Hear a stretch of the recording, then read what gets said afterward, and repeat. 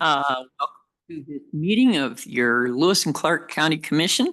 We will start as usual by saying the Pledge of Allegiance.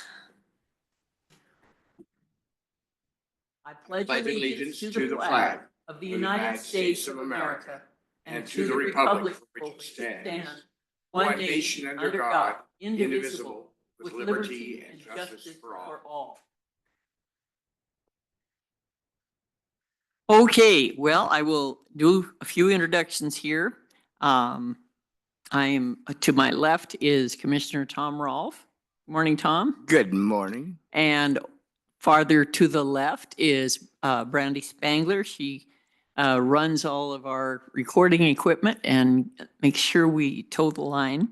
Greg McNally is on her left. He's the Director of Planning and Community Development. Good morning, Greg.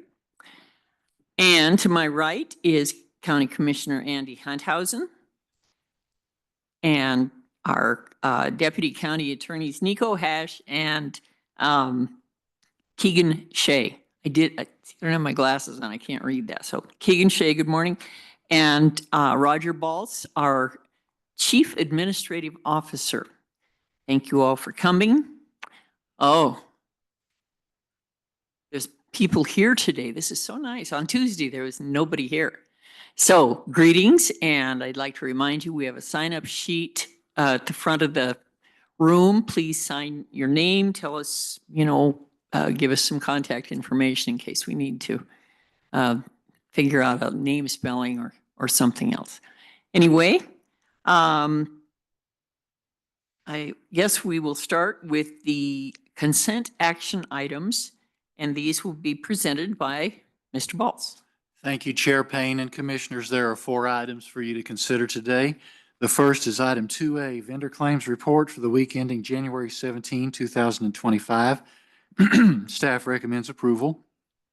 Item 2B is resolution 2025-5, ordering a refund of taxes, fees, assessments paid by Douglas and Mary Tapper in the amount of $303.27.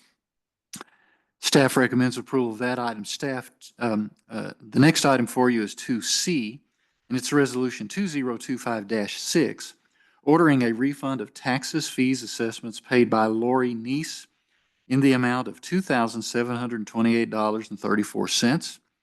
And Commissioners, the last item is item 2D, and that's resolution 2025-7, declaring county property surplus property, and staff recommends approval of that item as well.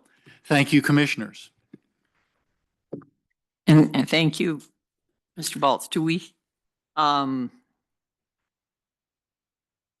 you want to, does the commission have any discussion of these matters?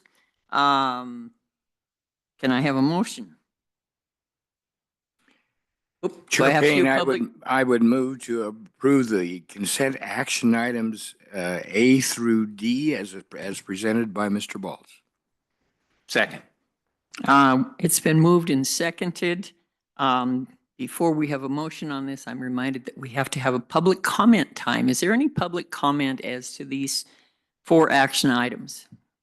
Seeing none, it's been moved and seconded that we approve the consent action items 2A, B, C, and D as presented by Roger Baltz. All in favor of the motion, say aye. Aye. Aye. All opposed, same sign. It's passed 3-0 to approve the consent action items.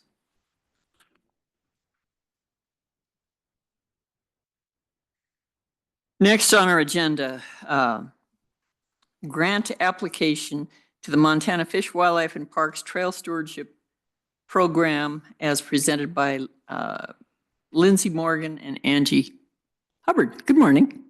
Hi, good morning, Commissioners.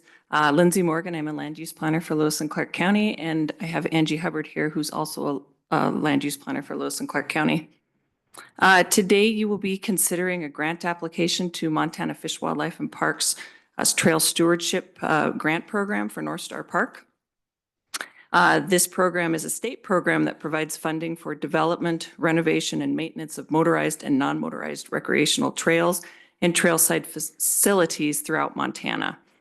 This program is administered by the Parks and Outdoor Recreation Division within Montana Fish, Wildlife, and Parks. The maximum request is for $100,000 with a 10% match requirement.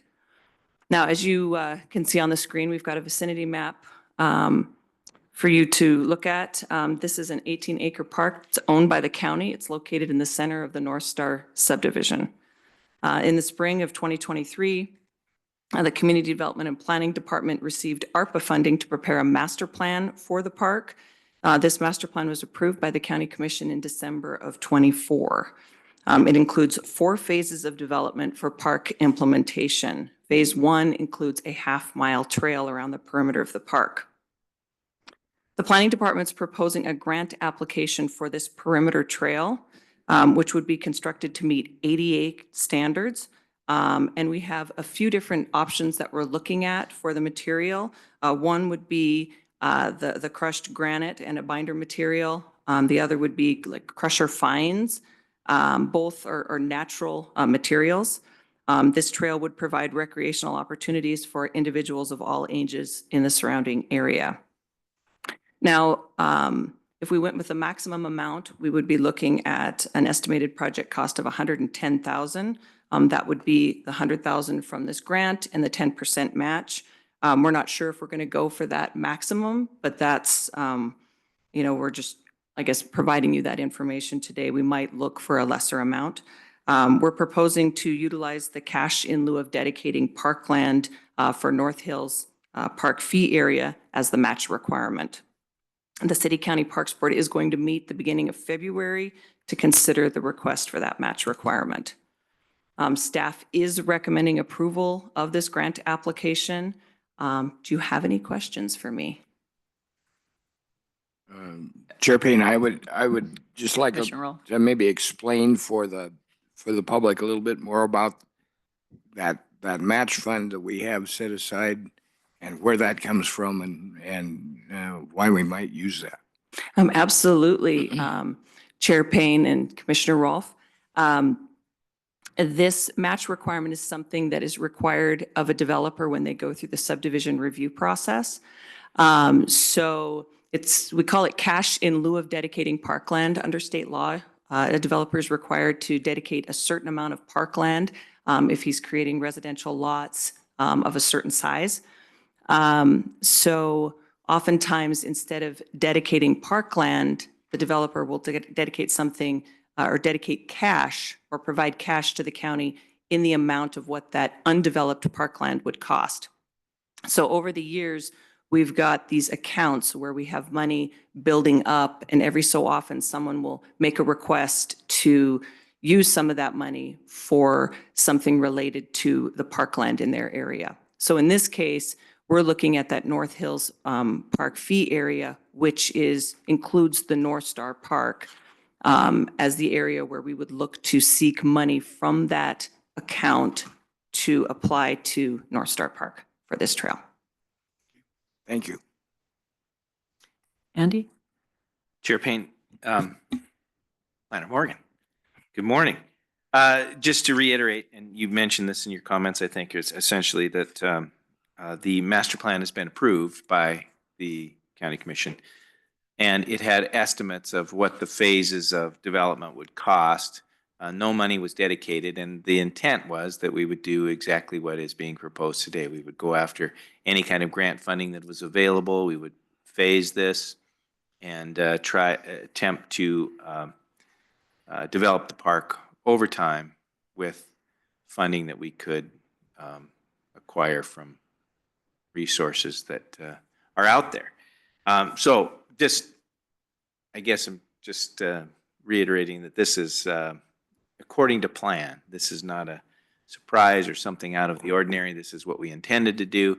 And the cash in lieu of funds are often used for this kind of venture as match dollars or ways to incentivize or assist communities in the areas where those dollars are kind of sitting to help them develop their park. So par for the course, I guess, is what I'm saying. Is that? Yes, Chair Payne, Commissioner Hunthausen, you are correct. Thank you. I've got a couple of questions here. First of all, I want to make sure I'm understanding the path we're talking about is the path listed as number 11 on this map. Chair Payne, it's the, I believe that you are correct. I don't have the best eyesight anymore. I do have an eye appointment this afternoon, but it does appear to be 11. So it's that perimeter trail and the accesses that would come in from the different, from the perimeter property boundaries that adjoin that trail. And it is possible that there are some other things that we might look at doing with the money, but we're very limited in what we can do on this property. So the main focus is this trail. I live up in that area, and the last time I was by that trail, it's, knee deep in grass and weeds. And will any of this money go into weed control? Chair Payne, not to my knowledge, weed control would be a part of this, this grant application, but there is, the county weed department could look at, managing some of the weeds on the property. I'm not sure if you're talking about noxious weeds or just in general weeds. I believe it was spotted knapweed that I saw. That would be in noxious abundance weeds.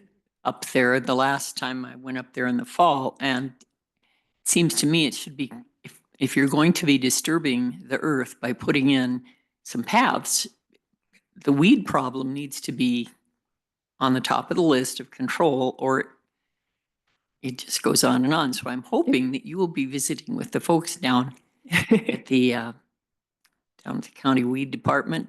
They've got all kinds of tools at their disposal, and I know they would love to help. And Chairman Payne, we will do that. Thank you. Any other questions or comments? Is there any public comment? Questions? In that case, could I have a motion? Chair Payne, I would move that we approve the grant application as presented. Second. It has been moved and seconded that we approve the grant application as presented by Lindsay Morgan. Is there any further comment from the commission? Seeing none, let's have a vote here. All in favor of approving this grant application as described by Lindsay Morgan, say by aye. Signify Aye. by saying aye. Aye. Aye. Any opposed? The motion is passed 3-0 to approve this grant application. Thank you. Thank you.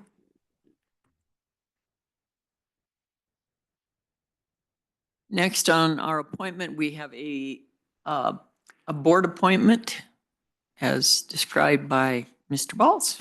Thank you, Chair Payne and Commissioners. This is item number 4 on the agenda for you to consider today. You have the backup memo. It's a part of our regular process. I'll read it into the record for your consideration. The candidate you'll be discussing today meets the qualification for consideration of the board. This is the Fair Board. Robert LaRue moved and no longer qualifies to serve on the board. Tammy Burke applied. Action staff recommends the commissioners consider the applicant for the Fair Board to a partial term that will end December 31, 2027. Thank you, commissioners.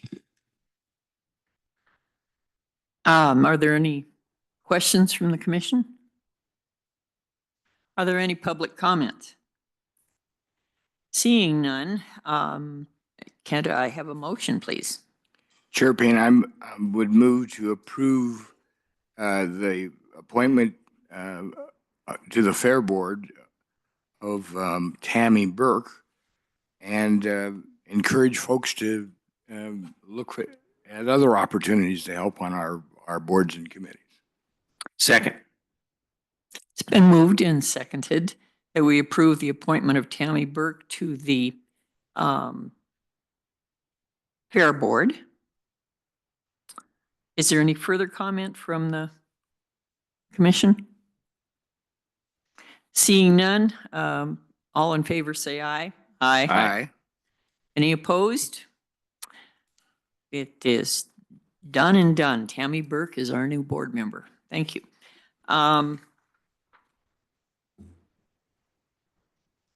We have now come to the part or agenda where it says we can request any public comment on any public matter within the jurisdiction of the commission that is not on the agenda above. Is there any public comment? Seeing none, this meeting is adjourned.